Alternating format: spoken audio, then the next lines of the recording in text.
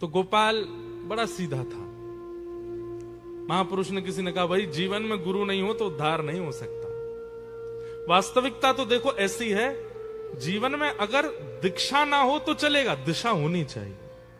अगर किसी की दिशा नहीं है आपके जीवन में तो उद्धार संभव नहीं है। इसलिए दिशा तो होनी चाहिए, और फिर जिससे दिशा मिले उसी से दीक्षा मिले, ऐसी भावना हो।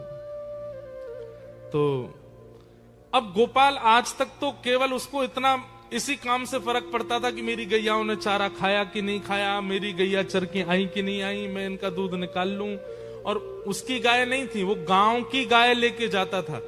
जैसे मान लो आप सब गांववासी, आप सबके घर की एक गाय, आप सब इतने व्यस्त तो चरा नहीं पाते। एक मैं आया, मैंने कहा लाओ चलो मुझे दे दो, शाम को जो मिले मुझे दे देना आप लोग। सबकी गाय इकट्ठी करके ले जाता था चराने के लिए गोपाल। तो आज तक तो उसने इसी बात पर ध्यान दिया कि गैयाओं का कैसा क्या है, और उसने अपने निज जीवन का भी विचार नहीं किया। लेकिन आज पहली बार जब किसी से सुन लिया कि जीवन में गुरु होने चाहिए, तो अब गुरु खोजने लगा। गुरु जी कौन, गुरु जी कौन, मेरे गुरु कब मिलेंगे, मुझे गुरु कहां मिलेंगे। एक दिन एक महात्मा आए, और महात्मा की जटा देख करके, कमंडल देख के, रूप देख करके गोपाल बोला यही मेरे गुरु जी हैं, इनको ही बना लूं। चरणों में गिर गया, बोले महाराज मुझे गुरु दीक्षा दे दो आप। गुरु जी बोले अच्छा दीक्षा चाहिए? बोले हाँ, चलो आओ, नहा धो के आओ, बैठो बताते हैं। बोले सुनिए पहले हमको नियम बता दो फिर दीक्षा लेंगे। तो पता चली पहली दीक्षा दे दी आपने, बाद में हमसे नहीं हुआ कुछ भी। तो गुरुजी ने नियम बता दिए। पहले ही बोले देखो रोज सुबह स्नान करके और इतना तुमको मंत्र करना पड़ेगा। बोले क्या मंत्र करना पड़ेगा? गुरुजी ने मंत्र सुनाया तो बोले ये तो मुझे समझ में ही नहीं आ रहा है, ये तो मेरे पल्ले ही नहीं पड़ रहा, मैं इतना पढ़ा लिखा नहीं कि ये मंत्र बोल सकूं, कोई और चीज बता दो।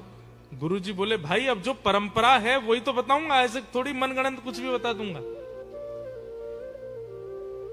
बोले देखो भगवान हम आपको बहुत स्पष्ट बता दें, हम तो गैया चराते हैं और कई बार स्नान भी नहीं करते। सुबह उठते हैं, सबकी गैया समेटी, सिर पर स्वाफा बांधा, निकल गए, गैया चरा करके लाते हैं, हमारा तो स्नान भी नहीं हो पाता कई बार। और ये मंत्र आदि करना, नियम जाप पूजन आदि करना, ये सबसे मैं दूर दूर तक मेरे को पता ही नहीं है कैसे होता है। और अब मेरी इतनी आयु नहीं है कि मैं सीखूं पहले और फिर करूं, सीखने में ही मेरा जीवन निकल जाएगा। गुरुजी बोले तो फिर दीक्षा काय को चाहिए, रहने दो। बोले नहीं दीक्षा तो चाहिए, दीक्षा तो मुझे चाहिए, कोई बोल के गया गुरु बनाने हैं। तो गुरुजी बोले चलो तो फिर एक काम ऐसा बता दें जो तुम कर सकते हो। बोले क्या? तुम्हें ही निवेदित भोजन करें। भोजन करते हो रोज? बोले हाँ। बोले भोजन पहले ठाकुर जी को कराना फिर खाना, इतना तो कर सकते हो? बोले हाँ ये तो कर सकता हूं, कई बार तो मैं अपने बच्चों को पहले खिला देता हूं। बोले बस वैसे ही जैसे बच्चों को पहले खिला देते हैं फिर स्वयं पाते हैं, जैसे माँ करती है बच्चों को पहले तृप्त करती है फिर स्वयं पाती है, पति को पहले पवाती है, ऐसे ही आज से तुमको करना है, पहले ठाकुर जी को खिलाओ फिर स्वयं खाओ। गोपाल बोला ये आपने बहुत बढ़िया बताया गुरु जी, इससे मेरा उद्धार हो जाएगा? बोले बिल्कुल हो जाएगा। नियम करने वाले, मंत्र करने वाले, जाप करने वाले का जैसा उद्धार वैसा ही तेरा होगा, तू ये कर ले। गोपाल को बोल गए, बोले कि क्या करना है? ठाकुर जी को निवेदित करके पाना। लेकिन गुरु जी ने यह नहीं बताया था कि ठाकुर जी केवल भाव में आएंगे, ठाकुर जी की सामने प्रतिमा होगी, चित्र होगा, प्रत्यक्ष नहीं आएंगे ठाकुर जी। उसको लगा कि जैसे हमारे बच्चे आके बैठ जाते हैं सामने, पत्नी आके बैठ जाती है, ऐसे ठाकुर जी बैठ जाएंगे। जहां भी गैया चराने जाता था पत्नी भोजन लेके आती, पत्नी से कहता तुम जाओ हम खा लेंगे। हाँ गुरुजी ये भी कह के गए कि गुप्त रखनी चाहिए गुरु की बताई गई बातें, नियम, ये रहस्य होता है। तो पत्नी को बोलता भोजन धर दो जाओ। बोले हमारे सामने पालो, हम पवा देते। नहीं हम खुद पाएंगे, जाओ। पत्नी बोलती ऐसे क्यों? अरे अब बुढ़ापा आ गया, अब खुद सीखना पड़ेगा, कल को तुम हमसे पहले चली गई तो तुम आदत लगा दोगी अपने हाथ से पवाने की, वो हमको खुद सीखना पड़ेगा। पत्नी बोली मतलब पक्का है कि पहले मैं जाऊंगी? बोले हम बात बोल रहे हैं, तुमको भी सीखना चाहिए। तुम भी हमारी प्रतीक्षा मत किया करो कि हम पाए उसके बाद पाओगे, तुम भी पा लिया करो और हम भी अपने आप देखा करेंगे। पत्नी भी ठीक है। अब सीधे साधे लोग ज्यादा बात थोड़ी करते हैं। पत्नी चली गई, उसने बर्तन खोले, सब सामग्री सामने रखी। ज्यादा कुछ तो होता नहीं था, मोटी रोटियां, कुछ गुड़ और कुछ मिर्ची वगैरह, सलाद, मूली, गाजर, बस। सब्जी तो बनती नहीं थी ज्यादा गरीब लोगों के यहाँ। गरीबी था बेचारा, सामने धर दिया। गोपाल, गोविंद, ठाकुर जी, आपके जो भी नाम है मुझे ज्यादा तो आते नहीं, आ जाओ पालो। गुरुजी कह के गए आपको पवाना है फिर पाना है। और ऐसा बुला के फिर ढूंढता, कहां से आ रहे हैं, कब आएंगे। गुरुजी परिचय तो बता के नहीं गए कि वो दिखते कैसे हैं, आएंगे भी कि नहीं आएंगे। तो बेचारा जैसे पशु पक्षियों के लिए दाना लेके घूमते हैं, ऐसे घूमता था सब जगह। आप कहां रहते हैं?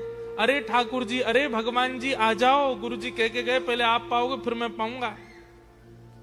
पूरे दिन ठाकुर जी का इसी भांति स्मरण करता, जगह जगह घूमता, नदी के किनारे जाता, वन में जाता, पहाड़ पर जाता। ठाकुर जी आओ, पहले पाओ फिर मैं पाऊंगा। रात हो गई, ठाकुर जी नहीं आए। गुरु आज्ञा है, ठाकुर जी नहीं पाएंगे तब तक मैं पा नहीं सकता। रात भर ठाकुर जी नहीं आए तो रात को सारी सामग्री समेट करके गैयाओं को खवा दी, भूखा सो गया। एक रात निकल गई, दूसरा दिन आया, आज ठाकुर जी आएंगे, कल व्यस्त रहे होंगे कहीं पे। दूसरे दिन फिर पत्नी भोग लेके आई, सब सामग्री सजाई, बैठ गया। ठाकुर जी आओ, पाओ, भोग लगाओ, फिर हम पाएंगे। फिर से ढूंढा, कल जहां गया अब दूसरी जगह गया कि वहां तो मिले नहीं थे, यहां मिल जाएंगे। सब जगह ढूंढा, ठाकुर जी नहीं मिले। 1 दिन, 2 दिन, 3 दिन, 10 दिन, 15 दिन निकल गए। अब तो आंखें गड्ढे में जाने लगी, हाथों में कंपन शुरू हो गया, वृद्धावस्था है, मुख सूखने लगा, आंतें सूखने लगी। पत्नी कहती मुझे आप ठीक नहीं लग रहे हैं, आपको देख करके अब ऐसा लगता है कि जैसे कोई रोग हो गया है क्या आपको। बोले मैं वृद्ध हो गया हूं ना। बोले वृद्ध तो हो गए वो तो पता, पर इतने ज्यादा आपसे चला भी नहीं जाता, आपसे बैठा भी नहीं जाता, आप कुछ बोल भी नहीं पाते, आप भोजन तो करते हैं ना समय से। बोले हाँ मैं सब पाता हूँ, तुम चिंता मत करो। लेकिन वो रोज जाते, ठाकुर जी को निवेदित करते, ठाकुर जी नहीं आते तो रात में सब गैयाओं को खिला देते। गुरु आज्ञा।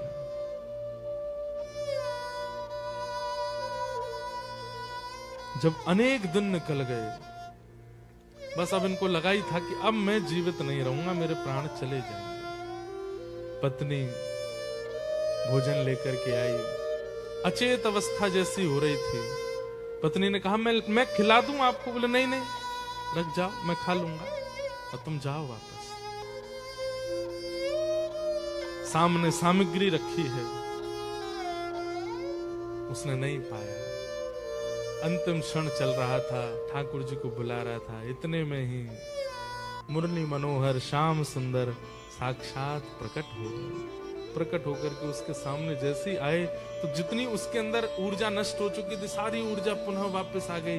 नेत्र खुल गए, ठाकुर जी का साक्षात्कार हो गया।